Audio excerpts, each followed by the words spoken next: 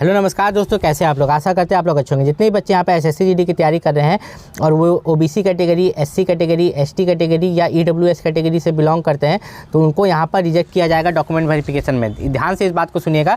OBC, SC, ST और EWS मतलब जो भी रिजर्व कैटेगरी है, ठीक है, इसमें जनरल कैटेगरी का कोई दिक्कत नहीं है। जनरल कैटेगरी का बस यही है कि आपका जो 10th का मार्कशीट है उससे पूरा डिटेल फॉर्म से मैच करना चाहिए, जो भी फॉर्म अप्लाई किए हैं, ठीक है। तो यहाँ पर हम बात करने वाले हैं ओबीसी कैटेगरी के बारे में, ठीक है, एससी कैटेगरी के बारे में, एसटी कैटेगरी के बारे में और ईडब्ल्यूएस कैटेगरी के बारे में। तो आपको यहाँ पर जो लगता है सेंट्रल लेवल कास्ट सर्टिफिकेट। अब देखिए, कास्ट सर्टिफिकेट जो है हमारा दो तरह का होता है।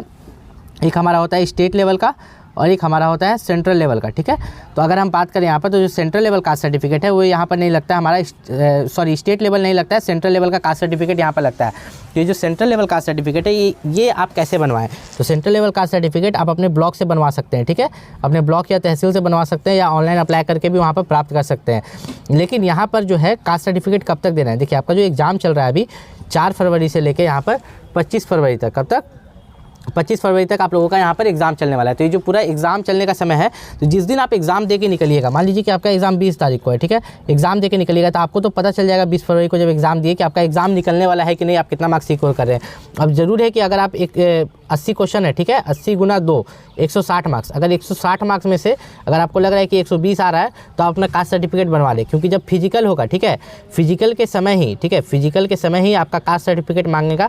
और अगर आपके पास कास्ट सर्टिफिकेट नहीं रहेगा तो आपको डायरेक्टली यहाँ पर रिजेक्ट कर देगा। इस चीज़ का याद रखिएगा, क्योंकि फिजिकल में ही अब आपका यहाँ पर डॉक्यूमेंट वेरिफिकेशन और मेडिकल भी हो रहा है, ठीक है।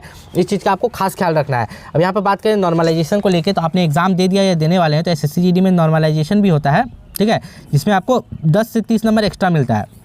अब इस नॉर्मलाइजेशन में अगर बात करें तो देखिए 80 क्वेश्चन टोटल है ना, तो इसमें अगर आप 50 ही क्वेश्चन अटेम्प्ट करते हैं, ठीक है, 50 क्वेश्चन ही अटेम्प्ट करते हैं, लेकिन अगर 50 का 50 सही हो जाता है तो 50 गुना 2 आपको मिलना चाहिए कितना, 100 मार्क्स, कितना 100 मार्क्स। लेकिन एसएससी जीडी की तरफ से आपको 10 से 30 नंबर एक्स्ट्रा मिलता है, क्योंकि आपने 50 का 50 सही किया है।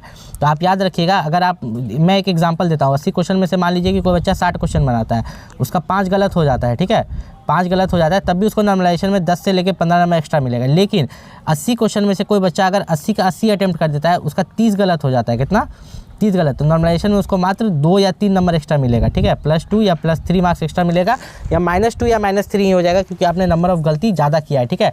तो आपको कम गलती करना है, ज़्यादा गलती नहीं करना है। अब यहाँ पर बात करें अगर फाइनल मेरिट लिस्ट के बारे में, ठीक है, तो फाइनल मेरिट लिस्ट कैसे प्रिपेयर होता है, देखिए एसएससी जीडी का एग्ज़ाम के बाद एक कट ऑफ जाता है। मान लीजिए कि आपका जो है कट ऑफ गया 100 मार्क्स, कितना, 160 में से 100 मार्क्स कट ऑफ गया, ठीक है।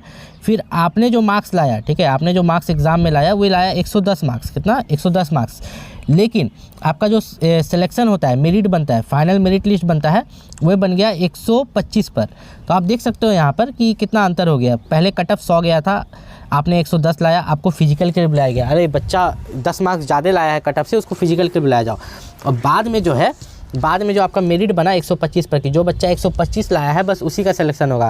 तो ये बहुत बड़ा अंतर रहता है, आपको इस चीज़ का ध्यान रखना है, ठीक है, कि आपका जो यहाँ पर 100 से सीधा 125 चल गया। जिसके लिए आपको क्या करना है कि आपका जो भी कट ऑफ है, ठीक है, आपका जो भी कट ऑफ है उससे आपको कितना मार्क्स एक्स्ट्रा लाना है, कम से कम उससे 10 से 15 नंबर एक्स्ट्रा आपको तो लाना ही लाना है, अगर आपको सिलेक्शन चाहिए फाइनल मेरिट लिस्ट में, ठीक है।